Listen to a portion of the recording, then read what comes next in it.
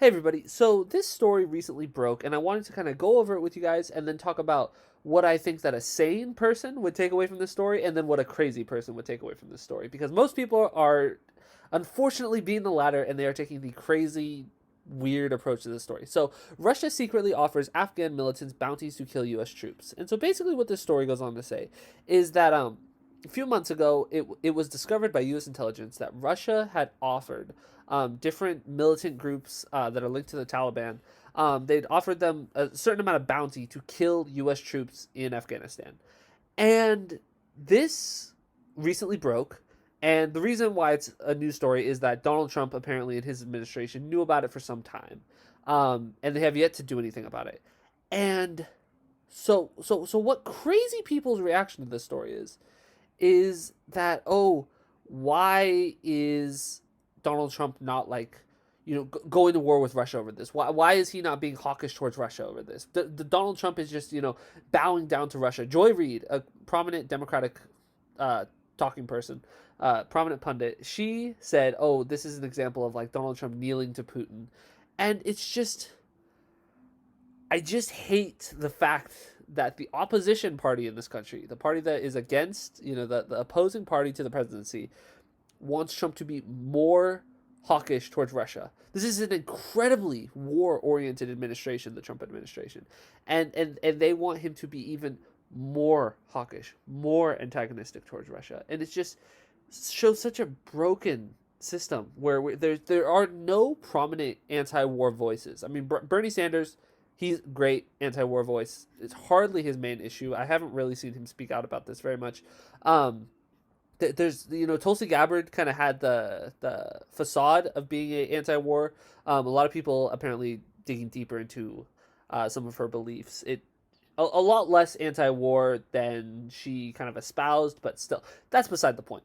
So crazy people read this story and say that Donald Trump, oh, he's just in the pocket of Russia, and it just blows my mind. This whole Donald Trump is like a secret Putin's puppet, all this stuff. It really blows my mind because the narrative does not match up to what has actually happened. There are a number of things early on in the Trump administration. They bombed a Syrian airbase, and Syria is a very close ally to Russia.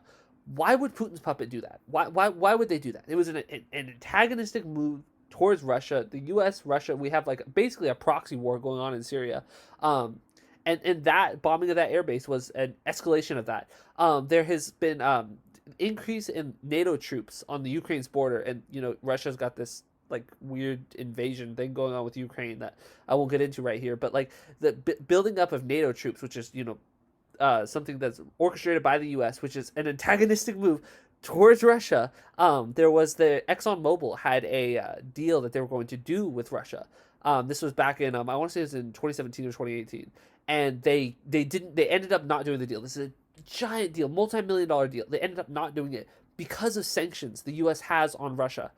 There's just nothing to support this narrative other than the stuff with like the meddling in the election and everything. But beyond that, there is like nothing. And honestly, I mean, isn't that the whole thing with the Mueller report? Is that nothing was really found? Like no concrete evidence that there was like interference from the Russians. Maybe they did try to do some stuff, but like I mean, arguably, you could say that one of the reasons that they would want Donald Trump to win is because they hope that he's going to be like less antagonistic towards them. Because Hillary Clinton was very, very hawkish. Donald Trump has also been very hawkish. I mean, he has Mike Pompeo as his Secretary of State, one of the biggest war hawks out there. It's just the narrative doesn't line up that Donald Trump is in the back pocket of Russia. But of course, that's everyone's takeaway from this. They're going to say, "Oh, he's bowing down to Russia. Oh, he did this. Oh, he did that." That is not what the opposition party should be saying. What the opposition party should be saying is, "Why on earth are we still in Afghanistan?" Like legitimately, the invasion of Afghanistan was in 2001. That is when it began. 19 years later, we are still in Afghanistan. The war in Afghanistan is a failure by any objective measure, any metrics you look like.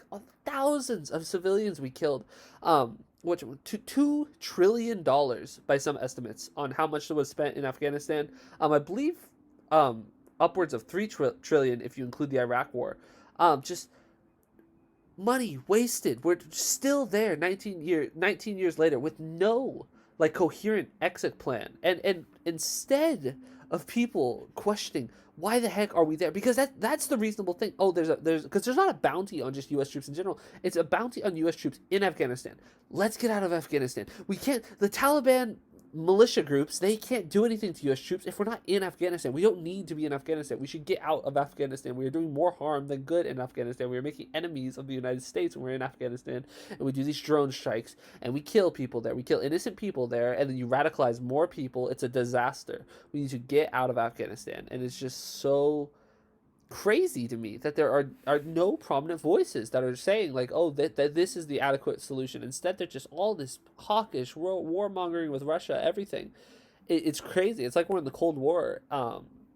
Obviously not as extreme, but I mean, I swear people are constantly trying to like increase tensions with Russia. And it doesn't help when Joe Biden, the opposition party leader, is just incredibly hawkish, saying that he's going to be, you know, very tough on Russia and everything. Like, that's not what you want to hear. You do not want to hear someone that's going to be tough on Russia.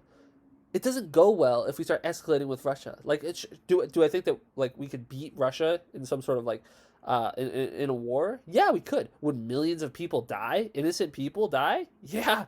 It's not something that we want to happen, and for no reason. Like, legitimately no reason. We are the aggressor. Why are we in Afghanistan?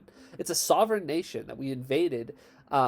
It's an illegal war by, I think, most the estimate. I believe I know the invasion of Iraq violated international law. I'm like 99% sure the invasion of Afghanistan also did.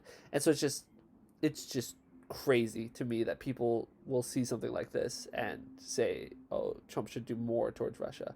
Anyway, that's kind of my takeaway on this story. I hope you guys found it interesting. If you disagreed with anything I said, please leave a comment down below. But if you enjoyed this video, make sure to like and subscribe, and have a great day.